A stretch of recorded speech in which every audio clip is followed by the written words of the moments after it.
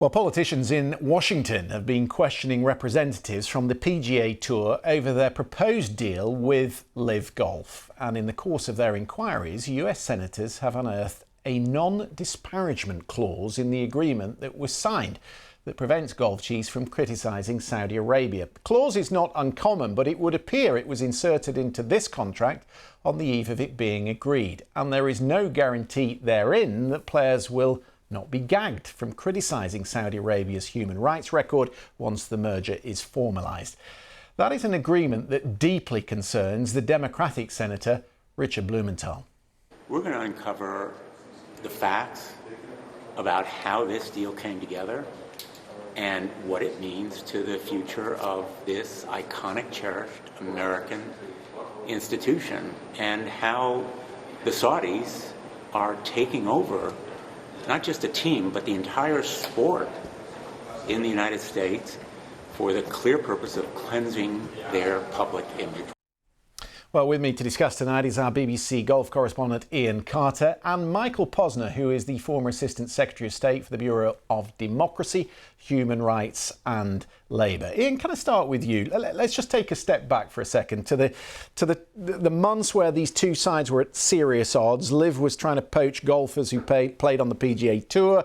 Those who left were under sanctions. But then suddenly these two sides come to an agreement. How was that received by the golfers and by the wider golfing fraternity? I think the word to use, Christian, was shock. The golfers had no idea that it was coming. The two sides were so entrenched, seemingly, and no one, as I say, saw it coming. There was a sense of betrayal among some of the players. Rory McIlroy, one of the most prominent PGA Tour loyalists, felt that he had been used as something of a sacrificial lamb. John Rahm, the world number 2 and the Masters winner, talked about this sense of betrayal as well. And I think the wider golf community was also shocked that these two sides could come together. But then when you looked at it, it kind of made sense. It gave Saudi Arabia a seat at the table, a legitimate seat at the table at the top of golf. And from the PGA Tour's point of view, it gave them a big injection of money. We learned from the hearings today that will be, quotes, north of $1 billion. But it also signaled the end of legal action between the two sides, which was looking like being extremely expensive. And again, in the hearings today, it was said that the legal proceedings were going to cost $100 million a year, which the PGA Tour simply couldn't afford. And actually, the only thing that has been agreed in the framework deal is to call off the legal hounds, if you like, to say there will be no further legal action. Everything else is up for grabs still. Yeah, well, we'll talk to that. We'll come to that in a second. But Michael, this is contentious and not purely in golfing terms. Among the audience today in this Senate hearing were the 9/11 victims, who of course have proper concerns about Saudi Arabia's human rights record. That's right. And I think in a range of ways, the Saudis are trying to buy legitimacy, both with golf, with football, with the F1 racing. Not only was there Saudi involvement with 9/11, the attacks on the United States, but the Saudi human rights record today continues to be very poor. People are trying to wash that away and say, well, now women can drive. There's even a Saudi woman astronaut. But that doesn't take away from the fact that you really are not allowed to dissent in any way from what the government says and does. There are thousands of people in jail. And Saudi influence in the Muslim world continues to be very pernicious, spreading a kind of extremism that's undermining democracy and human rights.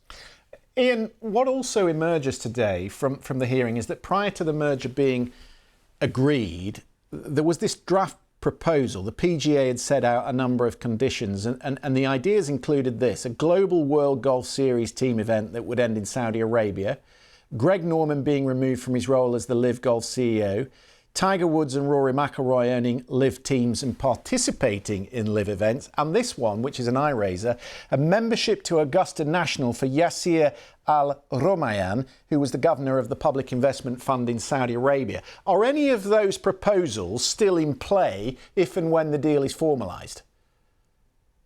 It looks like the one of those that is still in play is a very uncertain future for Greg Norman, who has been the mouthpiece, the commissioner for LIV Golf, someone who really did stir up the hornet's nest that has engulfed this sport for the best part of 2 years.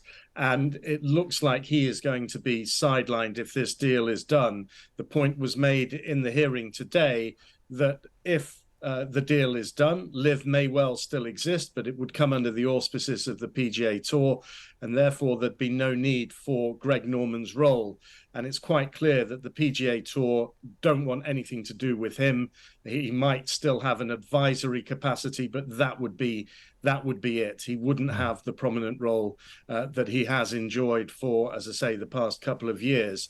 As for the other suggestions, I think most of those have gone away. As for those memberships of Augusta and the Royal and Ancient, well, I think it'll be an interesting news conference at the Open Championship next week with the R&A Chief Executive Martin Slumbers. Yeah, that will be one to watch. Michael, this non-disparagement clause is interesting because a number of the golfers prior to the merger being proposed were quite happy to express their views about Saudi Arabia and the sport washing you've talked about.